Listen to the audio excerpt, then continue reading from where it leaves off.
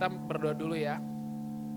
Tuhan, kami mengucap syukur ya Bapak Tuhan bahwa kami bertemu hari Minggu lagi di mana kami bisa berjumpa satu sama lain, di mana kami bisa saling mewakili satu sama lain, di mana kami bisa memuji dan menyembah Engkau satu sama lain ya Bapak. Biar kiranya Tuhan kami bisa terus berkumpul bersama-sama untuk bertumbuh iman kami dalam Engkau dan pengenalan kami dengan Engkau. Kalau sebentar hamba ingin sharing ya Bapak, biar kiranya perkataan hamba berkenan di hadapan Engkau dan juga bisa membantu teman-teman di sini untuk bisa menjalankan kehidupan mereka sebagai pengikut Kristus yang setia di dalam nama Yesus. Haleluya. Amin. Silakan duduk. Terjadi pergantian pemain yang menemani keyboard di depan.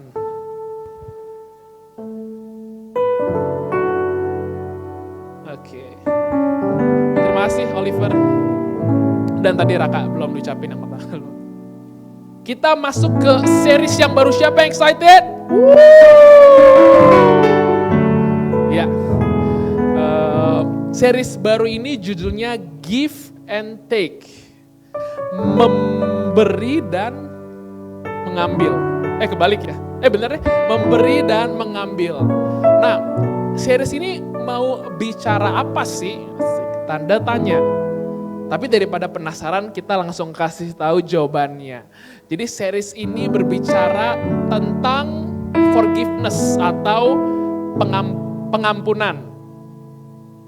Dan gue akan sharing tentunya di minggu pertama. Kayaknya totalnya ada 3 minggu ya. Jadi tetap stay tune and stay excited. Sama-sama katakan? Amin. Oke, gue akan membagi, asik.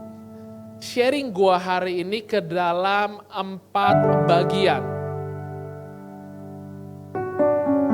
Yang pertama, gua akan membahas dan kita akan belajar apa sih itu pengampunan. Yang kedua, mengapa permasalahan atau isu pengampunan ini relevan untuk kita bicarain. Bukankah ini sesuatu yang kita harusnya sudah tahu gitu ya? Dan yang ketiga, dan ada tadi sedikit mati lampu. What is a Christian's calling in respect of forgiveness? Apa sih panggilan Tuhan? Apa sih yang Tuhan inginkan untuk kita lakukan sehubungan dengan pengampunan? Dan yang terakhir, sebuah usulan, tawaran, atau mungkin panduan yang tidak mau muncul di layar. Oke, ya. Sebuah panduan, usulan atau proposal gitu ya. Bagaimana kita bisa menjalani the path of forgiveness. Dan gua akan langsung ke yang pertama. Jadi apa sih itu pengampunan? Teman-teman pasti kalau ditanya ini secara langsung, mungkin kalau kalian lagi di jalan ada content creator tiba-tiba nanya kalian apa sih pengampunan gitu ya. Teman-teman pasti punya definisi masing-masing, betul? Kayaknya nggak ada satu definisi baku untuk ini, tapi gue akan coba ujarkan beberapa definisi yang gue rasa kalau teman-teman pikir-pikir, oh ya kayaknya gue sepakat sama definisi itu. Yang pertama, pengampunan adalah ketika kita memilih untuk tidak membiarkan rasa sakit karena disalahin sama orang lain itu menguasai diri kita.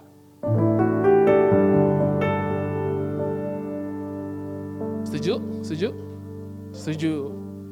Yang kedua, memilih untuk, ini lebih sulit gitu ya, menyerahkan hak kita untuk menyakiti orang lain atau untuk menyimpan kepahitan gitu ya sebagai respon dari bagaimana mereka telah menyakiti kita. Disakitin orang kita setuju sama-sama gak enak, betul? Tapi kita harus gitu ya melepaskan rela gitu. Padahal kalau gue tonjok balik sebenarnya sih oke aja gitu. Kalau gue bisa sakitin hidup dia lebih lagi gitu ya, mestinya oke aja orang dia duluan gitu. Gue nggak mulai kok. Itu tetapi dalam konteks pengampunan, salah satu definisinya adalah hak itu kita serahkan, gak kita pakai. Yang ketiga, memilih gitu ya untuk tidak tinggal di dalam kesalahan tersebut. Kalau misalnya kita bilang kita telah mengampuni orang lain, tapi setiap depan dia teringat gitu ya. Setiap depan dia diulang lagi, lu nih selalu, lu dulu ya pernah gini sama gua, atau lu ngomongin itu di belakang orang, di belakang orang, maksudnya di belakang dia ya, kalau di belakang orang gak sopan gitu ya. Di belakang orang itu yang telah berbuat kesalahan kepada kalian, mungkin itu bisa menjadi introspeksi diri kita. Apakah kita benar udah mengampuni orang tersebut? Semuanya sepakat akan definisi ini? Jadi kita bisa move on ya ke bagian yang kedua. Kenapa sih topik pengampunan yang kesannya ya ini harusnya setiap orang Kristen tahu tapi masih relevan untuk kita bicarakan? Karena yang pertama lebih mudah diutarakan daripada dilakukan. Kalau ditanya mungkin gitu ya sekelibet gitu ya sama sekelibat gitu ya sama SGL-nya, kamu udah mengampuni dia belum? Udah gitu kan, biar cepet aja. Dan kayaknya sih udah mengampuni juga ya pikir-pikir. Tapi kadang-kadang di suatu sore yang sendu gitu ya, kepikiran lagi. Di suatu malam teringat lagi bagaimana perkataan dia, nih orang kok ngomongnya gini ke gue ya. Kok dia bisa yang ngelakuin ini ke gue ya? Lebih mudah diucapkan daripada dihidupi atau dilakukan. Dan salah satu alasan ini menjadi tantangan tersendiri ya topik pengampunan gitu ya. Ada beberapa hal tapi gue akan coba jabarkan 4 gitu ya yang gue rasa kita semua sama-sama bisa sepakat. Sekali lagi, kita ini setiap hidup sebagai manusia punya radar keadilan gitu ya.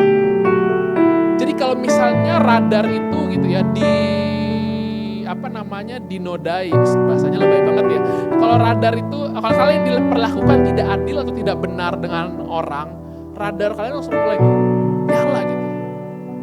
Wah, kurang ajar nih orang. Gitu. Dan terlepas gitu bergantung kepada seberapa berat atau seberapa parah pelanggaran orang itu, kalau makin parah biasanya makin menjadi tantangan untuk kita bisa lepaskan pengampunan, betul? Yang kedua, siapa yang melakukannya juga penting. Kalau yang ngelakuin orang yang kita juga dibilang temen juga enggak, cuman ketemu sekali-sekali gitu kan. Ketemunya juga karena mutual sama orang lain, ya udah lah ya. Dia mau ngomong apa juga gak gitu peduli gitu ya. Tapi kalau yang ngelakuin itu orang tua kita, atau yang ngelakuin itu saudara kita, mentor kita, teman sepelayanan kita, orang yang kita anggap dekat, orang yang kita anggap secara spiritual lebih dewasa gitu, mungkin menjadi lebih tantangan.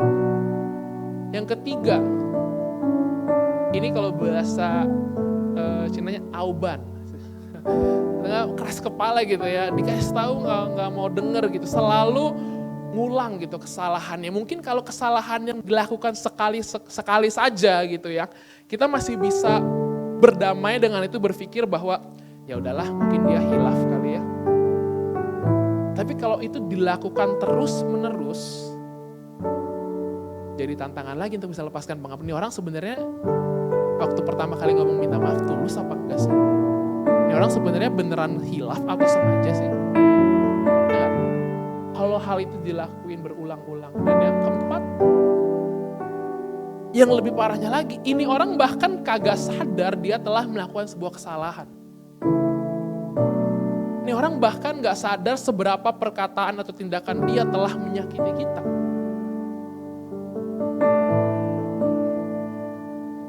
Gitu. Masih mending kalau gak sadar gitu ya, maksudnya itu juga udah parah. Tapi lebih parahnya lagi kalau misalkan dia memang sengaja dan udah bodo amat gitu. Lebih sulit lagi untuk melepaskan pengampunan. Jadi dengan alasan-alasan ini gitu ya, menurut gua dan series sepanjang 2 minggu ke depan sama minggu ini, jadi ada 3 minggu, topik pengampunan ini relevan bagi anak-anak muda. Nah, pertanyaannya gitu ya, ketika oke Oke, pengampunan, kita mengerti apa konsep pengampunan, kita tahu apa tantangan dalam melepaskan atau memberi pengampunan. Sekarang menjadi pertanyaan bagi kita, sebagai pengikut Kristus, apa sih yang harus kita lakuin kalau kita diperlakukan salah sama orang lain? Kita diperhadapkan kepada situasi yang membuat kita tidak nyaman gitu. What is a Christian's calling in respect of forgiveness? Dan yang pertama, udah tertulis di depan, bahwa sebagai pengikut Kristus, kita ini dipanggil untuk menjadi orang yang mudah mengampuni. Kita terpanggil untuk melepaskan pengampunan. Waktu itu Petrus pernah penasaran gitu kan, sampai seberapa kali sih gue harus mengampuni orang yang bersalah ke gue? Karena dia penasaran, dan Petrus kan orangnya outspoken aja, dia tanya ke Yesus kan. Yesus, kira-kira seberapa sering kalau orang lain bersalah kepada gue harus ampuni dia? Petrus mungkin mikir, wah kayaknya 7 kali udah banyak nih kayaknya kan. Mungkin Yesus bilangnya kayak udah 3 kali aja gitu kali ya. Dia tanya ke Yesus, berapa kali gue harus mengampuni? Apakah sebanyak 7 kali? Tapi Tuhan Yesus bilang bahwa bukan 7 kali. Tapi 70 kali 7 kali. Dalam 1 hari loh. Yang artinya apa? Yang artinya sebagai pengikut Kristus kita harus siap untuk melepaskan pengampunan. Bukan hanya kepada 490 orang di hari yang sama, tapi juga kepada satu orang yang melakukan pelanggaran tersebut 490 kali di hari yang sama. Belum pernah kan ada situasi itu dilanggarin oleh satu orang yang sama sebanyak 490 kali? Dalam 1 hari kalian dilanggarin sama orang 490 kali. So poinnya adalah setiap daripada pengikut Kristus harus siap untuk mengampuni. Saking pentingnya gitu ya. Sampai Yesus tuh bilang di kesempatan lain gitu bahwa kalau kalian mengampuni orang yang bersalah kepadamu, Bapamu di sorga pun akan mengampuni kesalahanmu. Tetapi kalau kalian tidak mengampuni kesalahan orang lain, Bapamu di sorga juga tidak akan mengampuni kesalahan. Begitu penting gitu ya pengampunan dalam hidup seorang Kristen. Sehingga Yesus bilang seperti, kalau kamu mau ikut aku kurang lebih gitu ya. Kalau kamu ampuni orang lain, aku ampuni kamu. Tapi kalau kamu tidak mau mengampuni orang lain, aku pun gak akan mengampuni kesalahanmu. Yang artinya apa? Sebagai pengikut Kristus, kalau teman-teman bilang dari hati bahwa saya percaya Kristus, saya mau hidup sama seperti Kristus setelah hidup, maka teman-teman pun harus bisa untuk melepaskan pengampunan. Bukan hanya give menerima pengampunan, atau take atau menerima pengampunan, tapi teman-teman juga harus bisa memberikan pengampunan. Kalau kata salah satu gitu ya, orang yang menulis commentary gitu ya, penjelasan tentang Alkitab, itu dia bilang gini, Matthew Henry, we often wrong ourselves, but we soon forgive ourselves those wrongs, and they do not at all lessen our love to ourselves. And in like manner, we should love our neighbor. Kadang kalau kita yang salah di posisi yang salah, gitu ya, teman-teman mudah untuk mengampuni diri sendiri. Oh ya, sorry gue mungkin hilaf gitu. Mungkin gue dikuasai oleh emosi gitu ya. Teman-teman mudah untuk mengampuni diri sendiri, teman-teman mudah untuk kembali quote-unquote menjadi normal lagi. Tapi kalau kita balik posisinya, mungkin gak semudah itu. Tapi justru itu yang menjadi panggilan kita. Untuk bisa mengampuni orang lain, bagaimana kita pun mengampuni diri kita sendiri.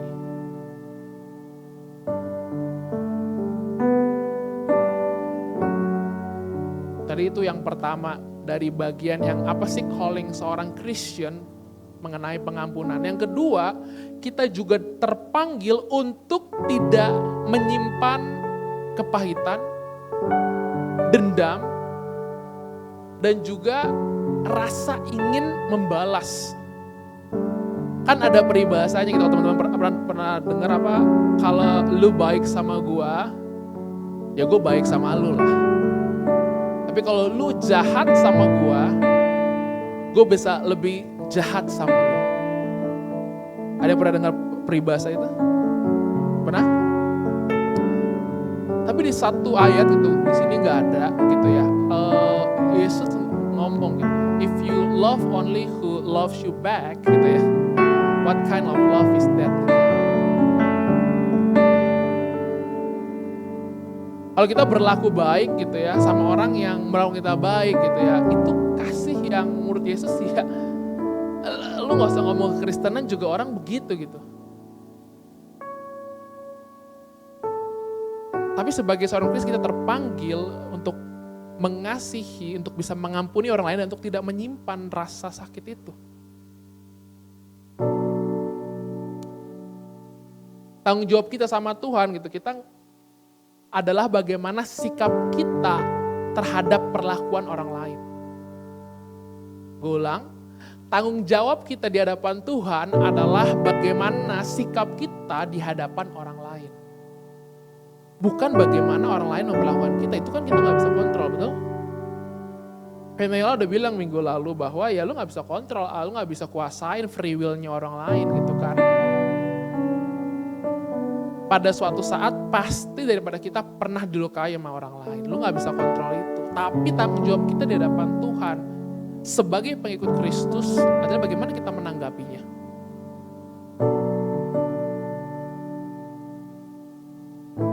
Oleh Efesus 4 ayat 31 versi bahasa Indonesia masa kini bilang, hilangkanlah segala perasaan sakit hati, dendam dan marah. Jangan lagi berteriak-teriak dan memaki-maki, jangan lagi ada perasaan benci atau perasaan lain semacam itu.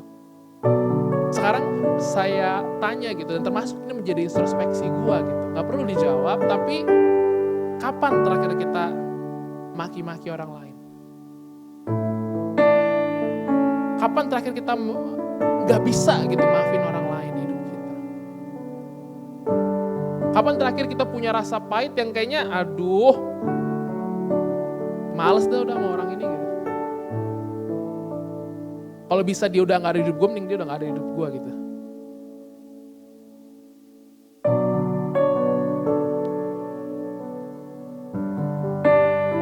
1 Tesalonika 5 ayat 15 dia bilang bahwa jagalah supaya jangan ada yang membalas kejahatan dengan kejahatan.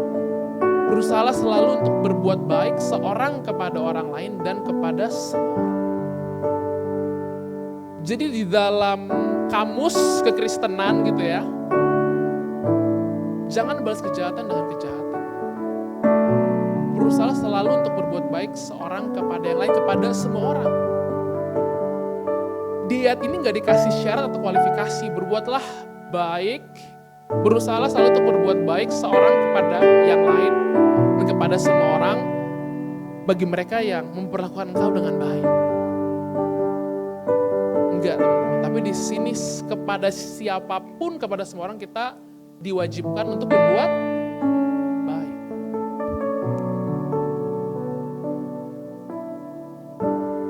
Sebegitu penting gitu ya, perihal untuk tidak kita menyimpan yang namanya dendam dan kepahitan, sampai-sampai dia bilang kepada muridnya, kalau engkau datang berdoa, berarti kan sebenarnya sama aja kayak kalau engkau datang mau berbicara kepadaku dan kau masih punya urusan dengan orang lain, ampuni dulu orang itu. Kalau kita tadi udah kumpulin ayat ya, kita sini udah mulai bisa mapping dan lihat seberapa penting sih pengampunan itu bagi Tuhan.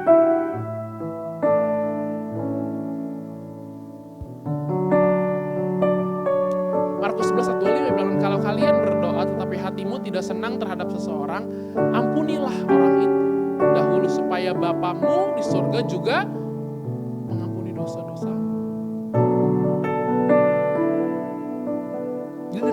time gitu ya kita mau datang kepada Tuhan, kita berpikir, aduh kayaknya gue masih kesel sama orang itu.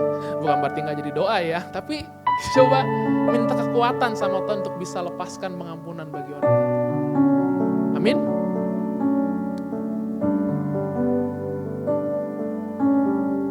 Kadang kita berpikir gitu ya, iya kalau sebenarnya Yesus ngomong kan enak gitu ya, kan Allah itu adalah kasih.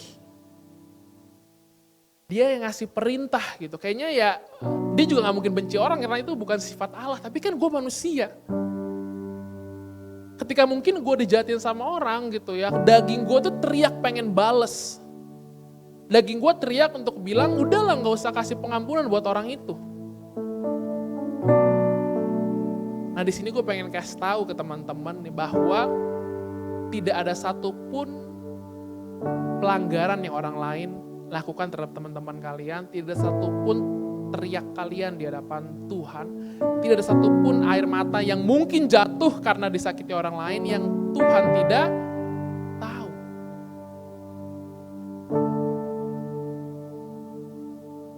Karena di Amsal 15 ayat 3 dia bilang, mata Tuhan itu tertuju ke seluruh penjuru bumi. The eyes of the Lord are in every place, keeping watch on the evil and the good. Tuhan Yesus pun pernah mengambil rupa wujud manusia. Dan dia pun pernah dicobai dengan perasaan yang sama seperti kita. Mungkin teman-teman sama-sama tahu bahwa ketika dia mau dimati di kayu salib, semua pengikut dia meninggalin Tuhan Yesus. Bahkan si Petrus sendiri tadi yang ayatnya kita bahas gitu ya. Dia bilang loh sebelum Yesus itu ditangkap gitu sama tentara Romawi. Dia bilang bahwa gue akan ngikut lu. Sampai lu mati pun gue ikut lu. Tapi gak berapa lama dia langsung menyangkal Yesus. Yesus punya hak untuk marah, betul gak? Tapi dilepaskan pengampunan. Dia pun pernah dicobain. Dan yang berikutnya,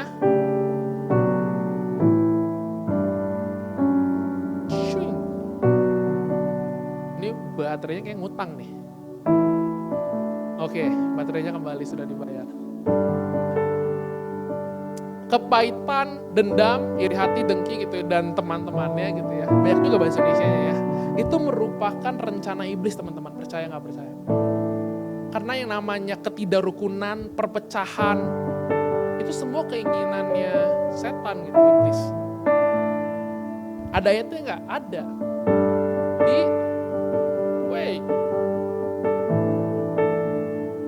2 Korintus 10 ayat 11 gitu dibilang bahwa kalau kalian mengampuni orang yang sudah berbuat salah terhadapmu, maka saya pun mengampuni orang itu.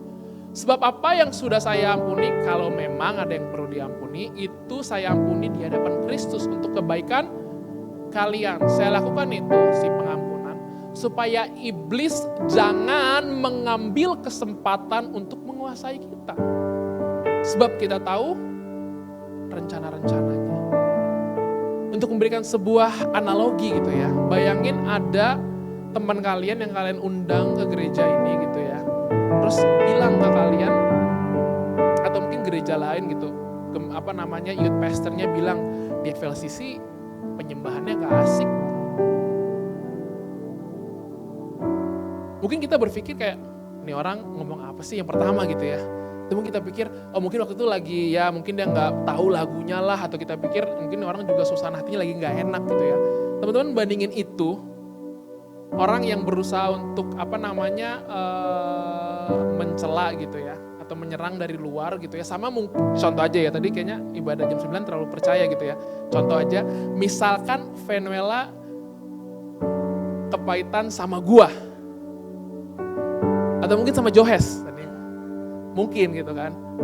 Kira-kira lebih bahaya yang mana? Yang kedua, betul gak? Perpecahan, kepahitan di dalam keluarga, itu tuh semua rencananya iblis. Kalau mungkin ada orang yang mengkhianati gitu ya, orang berbuat jahat gitu sama keluarga kalian. Kalian mungkin bersatu kayak, wah kita harus kuat ya, mungkin orang itu memang niatnya gak baik, tapi kita percaya Tuhan Yesus ada di sini. Bandingin itu sama ibu kalian kepahitan sama ayah kalian. Bandingin itu sama kalian kepahitan sama orang tua kalian. Bodo amat, gue kalau udah kerja, udah gak peduli gue mau pada. Ini gue masih di sini karena gue butuh duit lo aja, gue masih kuliah. Kalau gue udah selesai kuliah, gue dapet duit, bodo amat sama kalian. Seberapa destruktifnya itu, kepahitan itu.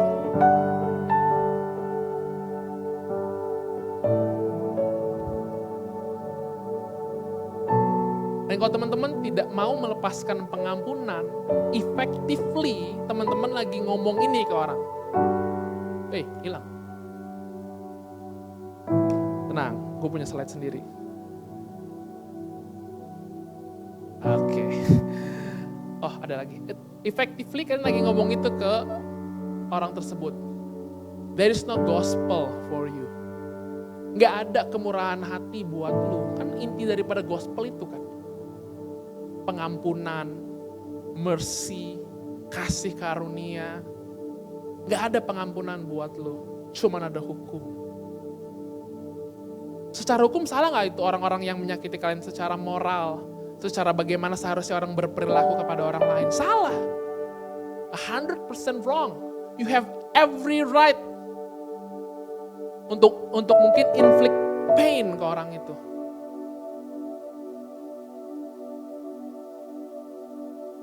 You have every right untuk wish him or her not well in their life.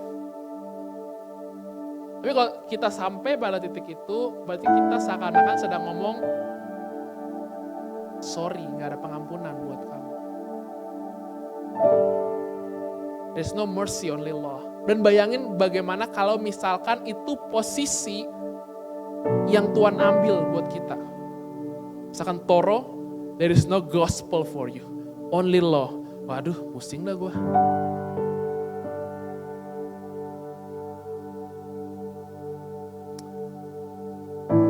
Dan ini bottom line-nya hari ini. Teman-teman bisa mengampuni.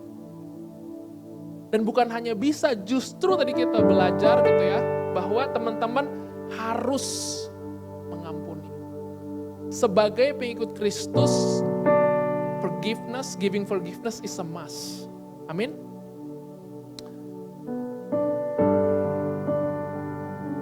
Dan ini ini usulan gua gitu ya. Nah, mungkin langkah-langkah yang bisa dikerjakan, bagaimana yang bisa membantu kita untuk menjalani perjalanan pemberian pengampunan kita. Yang pertama, steady our heart. Suka gak suka, mau gak mau, ketika teman-teman mungkin dalam momen lagi disakiti sama orang lain, pada momen itu gitu ya, pasti ada perasaan marah, ada perasaan dengki, ada perasaan gedek sama orang itu gitu ya. Tapi mungkin langkah yang bisa kita ambil adalah coba kita nggak bereaksi pada saat itu. Coba tenangkan dulu diri kita. Kalau perlu masuk ke dalam pujian gitu. Kan keren daripada kita dijahatin, kita balas kata-kata. Ya itu kata-kata makian gitu ya. Lu gitu ya. Kita berhenti sejenak gitu ya, cari tempat yang diem gitu, kita nyanyi gitu. Selamanya kau Tuhanku gitu ya. Mungkin sambil nangis sedikit gitu. Tapi itu hal-hal yang membantu gitu. Steady our heart. 1 Korintus 13 ayat 7 bilang bahwa love bears all things. Kasih itu menanggung segala sesuatu. Believes all things, hopes all things, and endures all things. Kalau bahasa Indonesianya kasih itu yang terakhir endures, sabar menanggung segala sesuatu.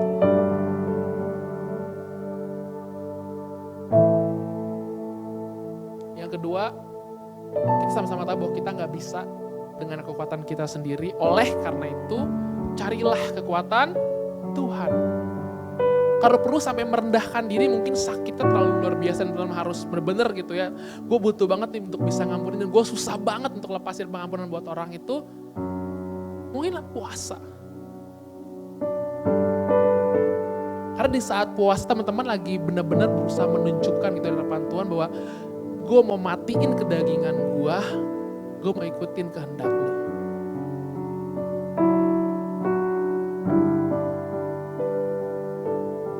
Amsal 10 ayat 12 bilang, hatred stirs up conflict, but love covers over all wrongs. Kasih itu menutupi segala pelanggaran atau mengampuni semua kesalahan. Dalam terjemahan yang BIMK. Tapi apa sih kalau misalnya kita maksudnya kita lihat di bahasa Inggrisnya gitu, apa sih maksudnya covers all wrongs? Maksudnya kasih itu menutupi pelanggaran. Artinya adalah love does not erase the wrongs. It has already been done. Kalau di film-film the damage has been done gitu loh. Tetapi kasih itu memampukan kita untuk bisa hidup dan move on dari pelanggaran itu.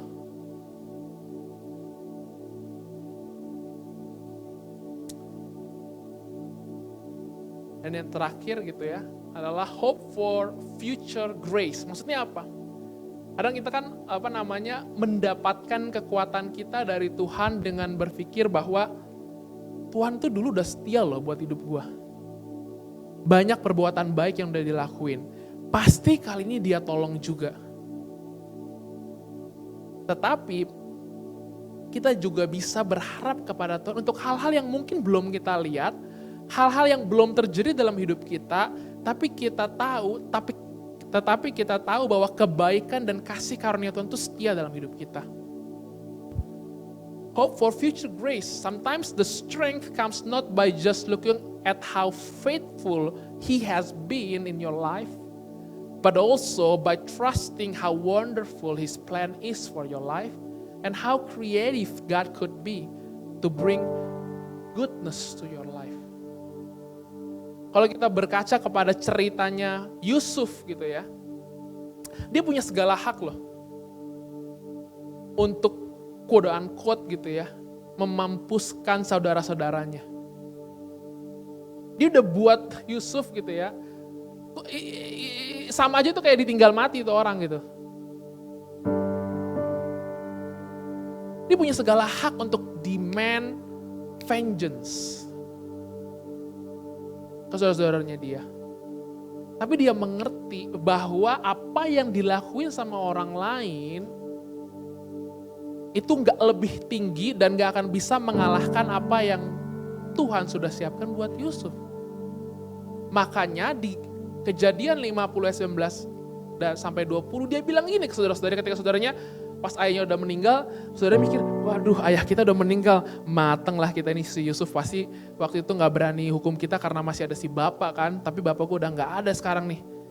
Bisa dia bisa ngapain kita gitu, dia bilang, makanya dia bohong tuh kayak saudara-saudaranya, mereka mengatakan pas sebelum bapak mati dia minta kamu untuk mengampuni kita semua gitu kan.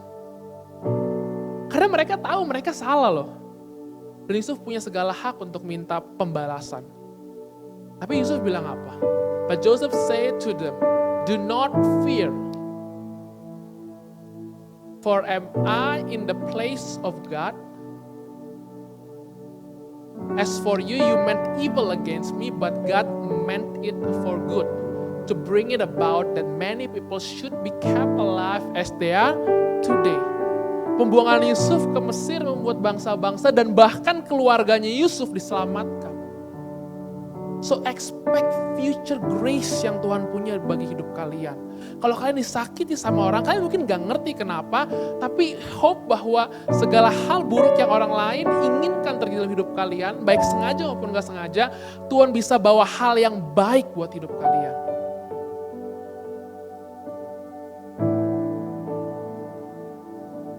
Amsal 21 ayat 30 bilang bahwa tidak ada kepintaran, kecerdasan, kebijaksanaan, bahasa Inggrisnya pakai plan, rencana, that can succeed against the Lord.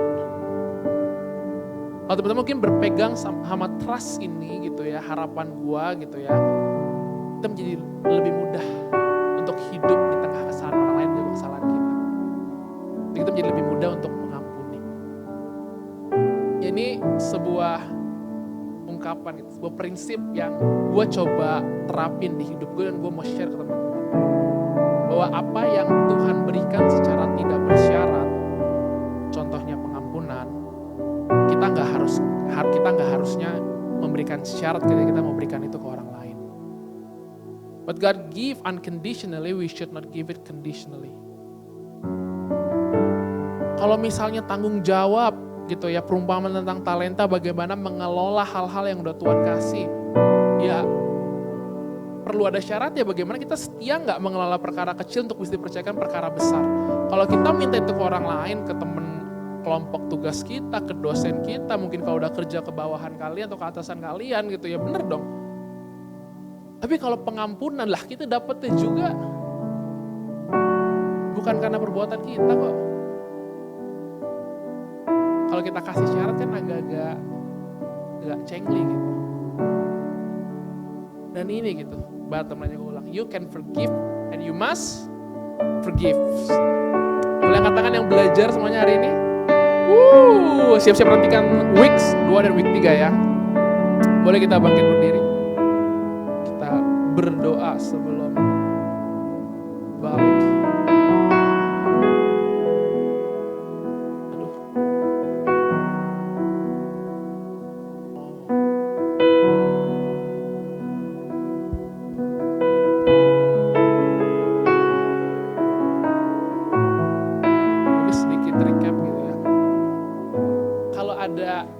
Other way, cara lain bagaimana kita harus menyikapi kesalahan orang lain yang mungkin lebih memuaskan daging, gue sangat dengan senang hati untuk bagi.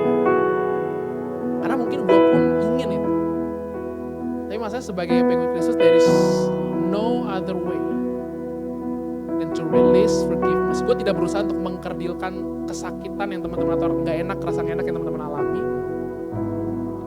Tapi Tuhan meminta seperti itu, dan kalau Tuhan minta sebuah perintah, percayalah Dia akan memberikan segala kekuatan yang teman-teman butuhin untuk bisa menghidupinya. Amin.